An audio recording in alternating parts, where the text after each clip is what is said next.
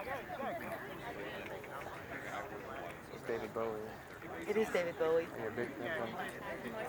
Hereward! This day is the glamour day. There, the Eiffel Gewortha. Am I right? Yes. What did I say? I'll drink to that. You'll drink to anything. If history has shown us anything about you, sir. Ladies and gentlemen, Eric Brooks. Come on, give it up for All right. Up with his head. So, what I just greeted you with, hear what? This day es Guillermo Day. This day, the Eiffel Gewortha was, hey! That was the what? Hey! This is a glorious day. A day of noble deeds. A day of noble work. So, am I right? Yes! So now, what language was I speaking? Raise your hand. Yes, what language? Enemy? Well, you are saying the word enemy. Yes or no? Yes. Okay. See, now she's intimidated, and she thinks I'm trying to get one over, but I'm not. Yes. What language was I speaking? You raised your hand. Old English, yes! Give her a hand! Now, dressed as I am, of course, I like to call Old English just English. But yes, Old English or Anglo-Saxon. I'm speaking English now, but what I just said was also English. So how does English go, why does English go from sounding like Hiwata, this day is Galamadea, to hi, this day is a great day? It's because of an event that happens on October 14th in the year 1066. This guy named William, who lives in Normandy, who is a bastard because he's mean and his parents weren't married, he is Duke of Normandy. Normandy is a section of France that around the year 900 the King of France gave to what we call Vikings, because it was easier just to give them land than to keep fighting them. So, a few generations later, Duke William of Normandy. He speaks French. He speaks Norman French. If you go to France today, the Normans will still point out to you, no, we speak Norman French. They're very touchy people. They're so touchy that Duke William decided to invade England in the year 1066 so that he could be King of England. So, Norman French speaking Duke William and his followers invade.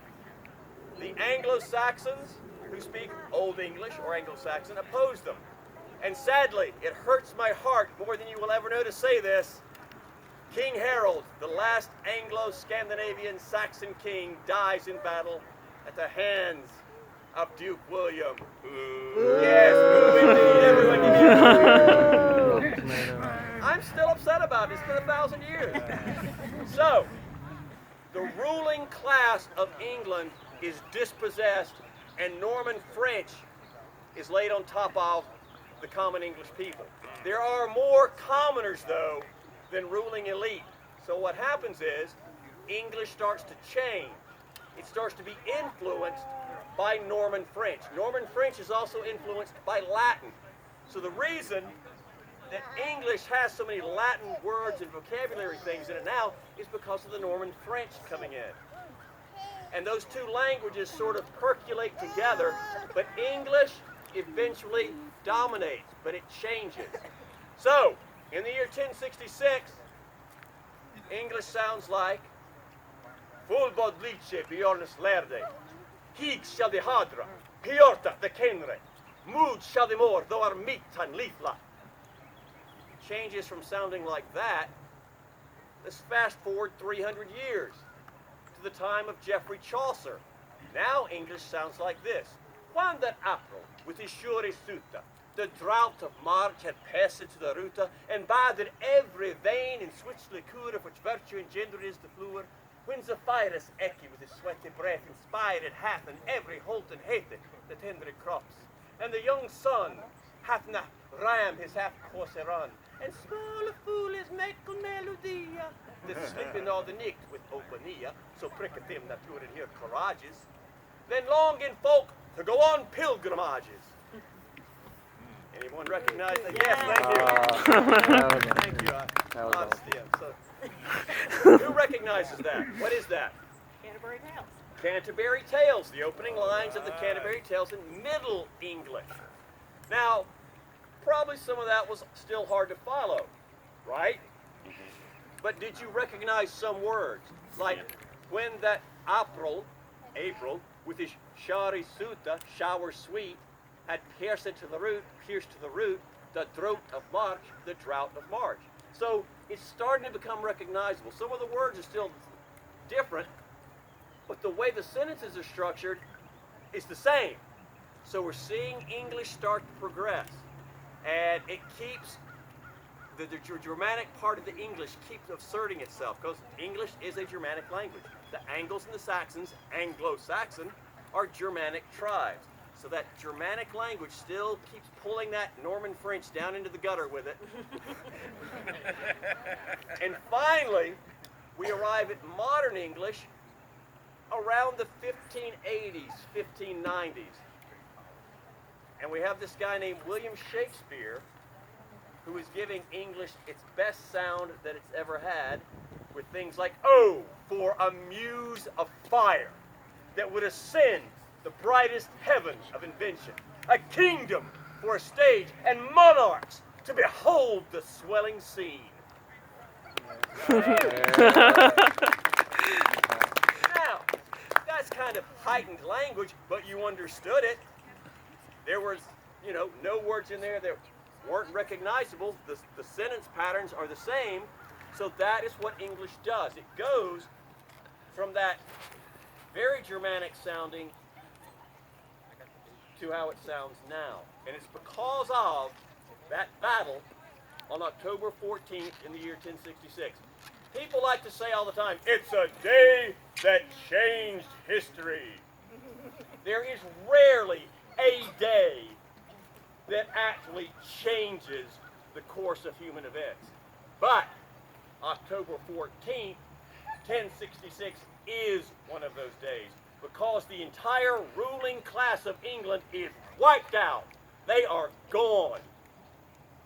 And the Norman culture, which is very European, replaces the Anglo-Saxon leadership that had been very Scandinavian, what we call Viking. That's actually, don't use that word today. Use the word Scandinavian. The peoples of Norway, Denmark, Sweden, Gotland, Frisia. Viking isn't a noun. Viking's a verb. Viking means to go raiding.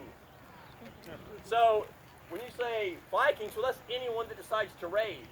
Now, for shorthand, we call the Scandinavians Vikings, but properly, Scandinavia. That's what you should say. The Scandinavian culture practiced Viking, practiced raiding. But England is very Scandinavian. We don't think of it as Scandinavian today, and it's because that bastard William the Conqueror went, "Hey, England, stop looking at Scandinavia. You are now part of Europe." And it's a direct result of October 14th, 1066, that our language sounds differently, and things like the 100 Years' War happens. Things like the centuries of rivalry between France and England happens. England being part of European politics instead of Scandinavian politics.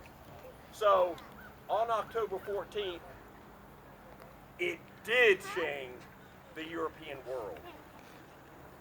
Put that in your pipe and smoke it. When someone says the day that changed history.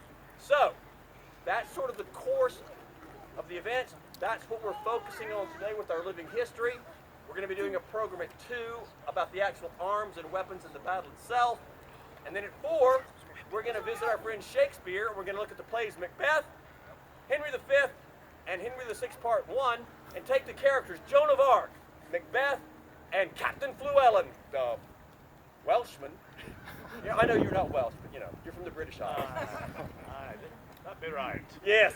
And we're going to show what Shakespeare says they wore in battle versus what they actually wore in battle. Right now, I will throw this open to questions or comments from y'all. So raise your hand if there's anything you want to ask about that we've talked about. If you want to talk about this lovely instrument I was playing, or any of the things we've gone over. Now is your time. Yes, ma'am. What is that instrument called? This is a lyre, L-Y-R-E. It's an Anglo-Saxon lyre. It is a reproduction, a faithful, accurate reproduction of the lyre that was found at Sutton Hoo in 1939. There's a movie on Netflix, as a matter of fact, called The Dig, that's about where this lyre was found. And this design would have been common for centuries. So this design dates to the 600s, 500s, 600s, but it would have been found in the 1100s, even the 1200s. But that's what it is, an Anglo-Saxon lyre. And I've got it tuned right now so that my first two strings play the same note and they make a droning sound. And then I play the melody on the upper strings. Now, this instrument was also specifically built to be played indoors in a mead hall. So it kind of gets lost out here. So if you want to join me in the tent later on, I'll do you a concert. You have some mead? Well, you have to bring your own mead. B-Y-O-M. Bring your own mead. Excellent question, though. Any other questions? Any answers? Yeah. Okay, so these strings are made of catgut. Now, cat doesn't mean pretty little kitty meowing. Cat is short for cattle, so cattle gut. So they are made from animal gut. The strings I've got on here are a modern reproduction called nygut. They're made of nylon, but they have the same acoustic characteristics of the gut. So that's, a win for the animals. And for our nose, because it would have smelled bad. But yeah, so it would have been made of gut. But everything on here is, organic. Back in the day, you've got wood, gut, and little copper nails holding it together. And I just love the way it sounds. It's a very delicate instrument. And the poetry that I recited earlier, when I said, Full botlice bjornes lerde, hig shall the hadra, hjorta the kindra, mud shall the mor do armitan lifla. That would have been recited while someone strummed the lyre as sort of a musical backdrop. Or it could have been sung to a tune on the lyre, or both. So the lyre and the poetry and the language all go together. The Anglo-Saxons and the Scandinavians in general really prized a poet, because the poet was the original social influencer. They were the influencers. They're the ones writing poems about you, the king. And if they don't like you and they write a bad poem, if they then sing all over Scandinavia, you get a bad reputation. And even if you're the king, you don't want that. So the poets were revered and well rewarded for their craft, which I think we should bring that back. Yay. Yes. What about Anything else? Lancing? Lansing. Yeah. Lansing, Michigan? Very dangerous. Yes, are in fact very dangerous. And Eric, thank you for that segue, because he is king of the segues, ladies and gentlemen. Eric and I clearly have a history. But at our 12 o'clock program, we're going to talk about lancing, because lances, or spears that you hold under your arm, are used at the Battle of Hastings by one side, but not the other. The answer may surprise you as to which is which, or it may not. So we'll be talking about that specifically. Very good. Anything else? Yes, you there, tiny person in the back. Repeat her question for me. Adult? Oh, the purse. Well, what is your purse for?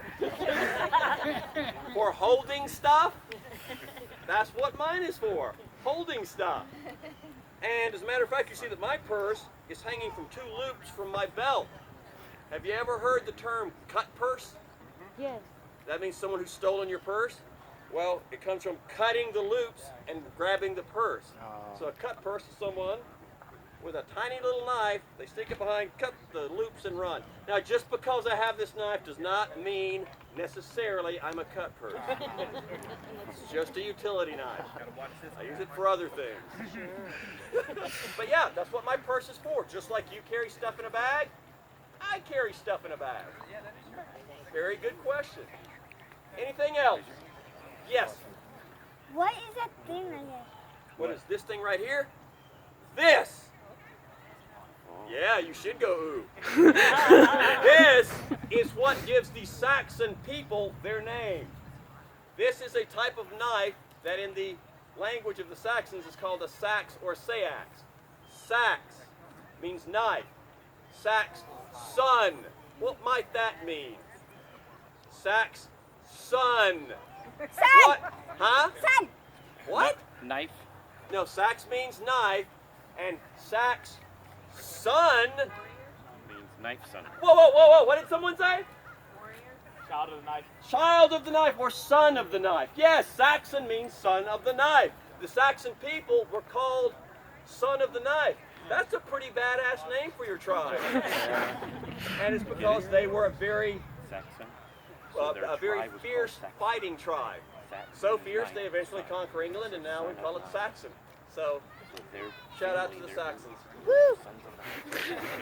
Good question. Anything else? I'll be happy to stand here in the noonday sun sweating, answering questions. One more. The language, did the common people speak the same language as the noble people, or was there a class differentiation? Very much, she said, did the common people speak the same language as the ruling class, the ruling Normans? No, absolutely not. As a matter of fact, William, of course, speaks Norman French. His sons speak Norman French. His grandsons speak Norman French. His great-grandsons speak Norman French. His great-great-grandsons speak Norman French. There is not an English king who speaks English as their native language until Henry IV in the year 1400. So it's like 300 plus years before the king speaks English as his native language again. Wow. That's how long it took for that Norman French to work out of their system. But there's a very interesting division. English has words for cow and pig and sheep. And cat. Norman words, cow is beef, pig is pork, sheep is mutton. Those three words, from the Norman point of view, are what you eat. The three words from the English point of view are what you raise on the farm. Huh, is there a class difference in what the words mean? Absolutely! The lowly Saxon is the guy tending the animal, so he has a word for the animal. The Norman elite have a word for the finished product after it's been killed and cooked. So there's a perfect example of the division in the language. And of course, because of the way things Feudal blend society. together, we now have a lot of words for the same thing, which is frustrating if you're a non-native English speaker trying to learn English, but it's great if you're a poet because you have a lot of words to pull from to communicate. Very cool. And I think that's a great place to stop. Please stick around the rest of the day. Come visit our living history camp. We've got cooking, we've got jewelry making, we've got warrior stuff. You can try your hand actually dueling using the earliest known fencing manual in Europe. And thank you so much.